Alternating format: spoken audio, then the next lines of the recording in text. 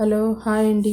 ఈరోజు శారీస్ చూపిస్తున్నాను చూడండి. అలాగే కొత్తగా శారీస్ బిజినెస్ చేసే వారికి ఒక సలహా.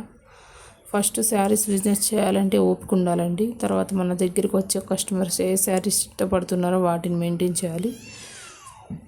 శారీస్ బిజినెస్ చేసేటప్పుడు ఒకసారి లాస్ కూడా ఉంటుందని దాన్ని తట్టుకోవాలి. ఒక సూక్తి ఉంది కదండి, అపజయం విజయానికి తొలువంటి అంటారు కదండి. అది నేను నమ్ముతాను. అలాగే ఏదైనా బిజినెస్ చేసేటప్పుడు ఒకసారి లాభాలు ఉంటాయి, నష్టాలు ఉంటాయి. నష్టం వచ్చినప్పుడు కుంగిపోవద్దండి, లాభాలు వచ్చినప్పుడు ఎగిరిపడద్దు. ఎప్పుడూ ఒకేలా ఉండాలి. మన కస్టమర్ ఫస్ట్ మనల్ని నమ్మాలండి. నమ్మకం ఏర్పడటం ఎలా అంటే మన మాటను బట్టే ఉంటుంది.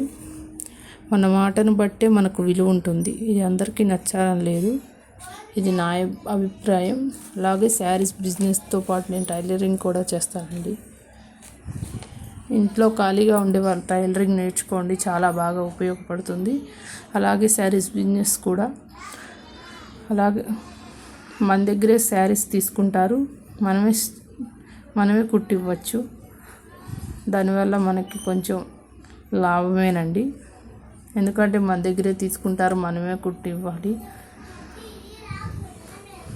అలాగే బిజినెస్ పెట్టిన కొత్తలో ఒకేసారి